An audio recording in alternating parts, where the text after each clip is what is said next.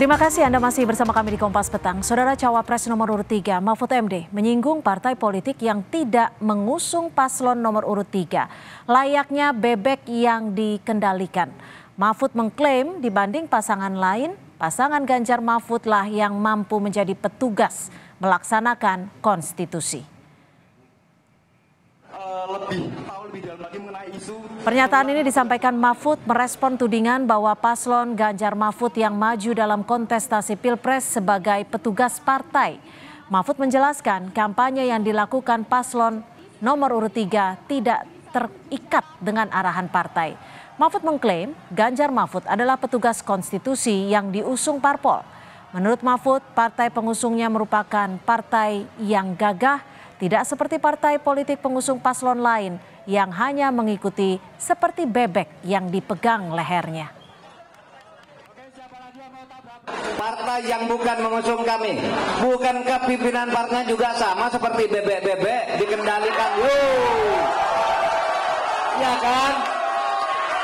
Yang usung kami, partai yang usung kami ini gagah. Ayo calon presiden maju katakan. Tapi yang lain seperti bebek dipegang lehernya, jalan gitu. Ini yang bukan petugas partai, ini petugas konstitusi, yang lain petugas oligarki. Pernyataan Mahfud ini dibantah Ketua DPD Gerindra Sumatera Barat yang juga jubir TKN Prabowo Gibran Andre Rosiade. Menurut Andre, suasana dalam koalisinya guyup dan kompak. Andre menilai ucapan Mahfud itu disebabkan kepanikan akibat survei Ganjar Mahfud yang cenderung turun. Di kubu kami tidak ada ketua partai yang seperti itu. Yang ada malah situasi koalisi kami sangat kondusif. Jadi saya agak aneh dengan pernyataan Pak Mahfud yang mungkin Pak Mahfud ini panik, ternyata mungkin ya ada rasa ketakutan, ada kepanikan. Mohon maaf Pak Mahfud, karena mungkin melihat survei beliau kalah, turun sehingga mulai menyerang. Menurut saya tidak etis dan tidak elok untuk menyerang koalisi kami. Yang jelas saya ingin memastikan hal itu tidak. Dan saudara, untuk membahas soal pernyataan Mahfud MD sudah ada Wakil Ketua Umum Partai Golkar Ahmad Doli Kurnia, lalu ada tim TPN Ganjar Mahfud Bung Islah Bahrawi, dan juga pengamat politik dari Undip Mas Triyono Lukmantoro. Selamat sore, terima kasih sudah bergabung bersama kami di Kompas Petang. Selamat sore Mbak. Ya, selamat sore. Selamat sore, saya langsung ke Mas Islah. Mas Islah, ini bebek-bebek yang dimaksud oleh Pak Mahfud ini siapa sebenarnya dan apa yang ingin disampaikan Mahfud? Ya, sebenarnya Pak Mahfud ini kan seperti ucapan Gus Dur dulu ya, bahwa Pak Mahfud ini kan peluru tak terkendali gitu. Artinya Pak Mahfud memang sangat leluasa dan sudah terbiasa mengucapkan itu karena Pak Mahfud tahu persis bagaimana posisi beberapa ketua umum partai yang hari ini berkoalisi di 02. Artinya ya jujur saja mungkin publik juga sudah tahu bahwa mereka ini adalah orang-orang yang tersandra oleh beberapa perkara yang kemudian membuat mereka itu betul-betul taklid gitu. Betul-betul patuh buta terhadap semua arahan-arahan dari kakak pembina gitu. Nah, sebenarnya ungkapan Pak Mahfud ini berangkat ketika ada pertanyaan sekaligus bernada tuduhan gitu ya, bahwa Pak Mahfud dan Pak Ganjar ini akan menjadi boneka partai. Makanya kemudian Pak Mahfud bilang, ya kalau kasarnya kurang lebih begini, kalau orang itu ingin mengendalikan cawapresnya tentu saja tidak akan memilih Pak Mahfud. Justru partai-partai pengusung koalisi Ganjar Mahfud ini justru karena mereka tidak mau mengendalikan cawapresnya atau capresnya sehingga mereka memilih Pak Mahfud. Kurang lebih seperti itu. Artinya kalau mau yang patuh-patuh buta itu nggak mungkin milih Pak Mahfud karena Pak Mahfud ini betul-betul peluru tak terkendali gitu. Jadi tadi Anda menegaskan ini ditujukan ke 02 seperti itu? Ya menurut saya ya ke 02 karena kita tahu banyak sekali memang orang-orang yang mentang-mentang cawapresnya itu adalah Gibran gitu ya. Terus ternyata semua koalisinya terutama menteri-menteri yang hari ini berada di 02 kan semuanya seperti bebek-bebek yang diatur oleh Jokowi. Kan kurang lebih seperti itu.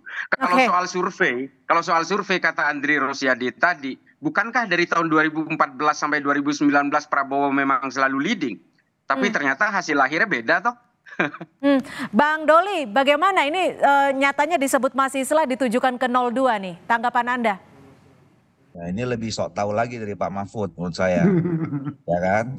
Pertama, bahwa sesungguhnya kita ini kan partai politik yang diakui sebagai negara demokrasi, ya.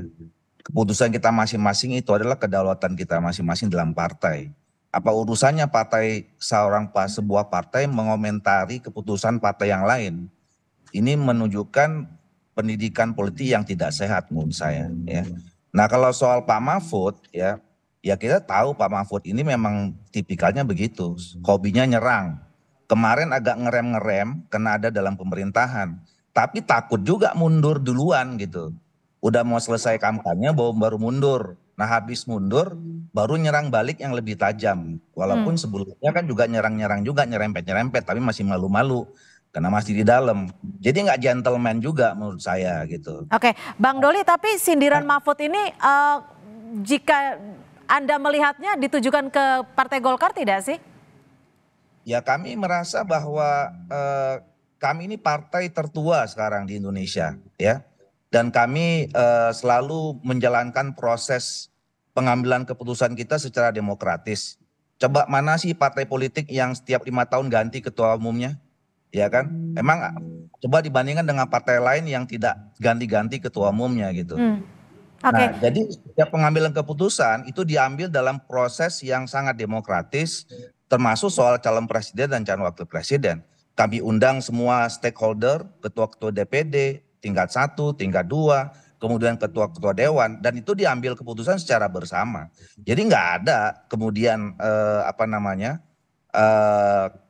diartikan bahwa kemudian semua membebek. Nah, kalau istilah membebek tadi ya di kabinet itu, rupanya emang nggak ada partai yang lain termasuk partainya yang mendukung Pak Mahfud yang sekarang ada di kabinet, berarti bebek juga dong. Satu. Yang kedua, istilah petugas partai itu kan dari partai yang mendukungnya Pak Mahfud. Kami nggak pernah tuh mengenal istilah petugas partai. Kami menilai kita ini semua pejuang-pejuang, aktivis-aktivis partai politik, ya, yang memperjuangkan nilai idealisme partai kita masing-masing, yang memperjuangkan aspirasi masyarakat. Jadi dia memiliki partai yang mendukungnya sendiri dengan istilah partai. Saya ke Mas Riono. Mas Riono, kalau melihat dari statement yang disampaikan Mahfud MD ini, bagaimana Anda melihatnya? Apakah betul ada ketum parpol yang tersandra dalam tanda kutip, artinya untuk memberikan keputusan atau arahan atau seperti apa menurut Anda? Saya kira pertama kita harus cek dulu, harus kita pastikan bahwa sekarang Pak Mahfud sudah mundur dari jabatannya sebagai Menko Polhukam, itu satu. Yang kedua, dengan demikian dia Mahfud MD secara total bisa berkampanye. Nah, dan kampanye yang paling bagus memang dalam posisi sekarang ini Pak Mahfud harus menyerang, artinya attacking, bukan menyerang secara habis-habisan ngawur, tidak, tapi secara terukur. Dan yang berikutnya, ada stigma yang tidak bagus dari partai pengusungnya Pak Ganjar dan Pak Mahfud, yaitu siapa saja bahkan termasuk presiden adalah petugas partai. Maka Pak Mahfud melakukan penyangkalan. Enggak bisa dong ini kita jadi petugas partai, kita itu petugas konstitusi. Yang lain itu adalah petugas oligarki, dan itu bisa dituduhkan pada siapapun. Oligarkinya pun sudah kita tahu.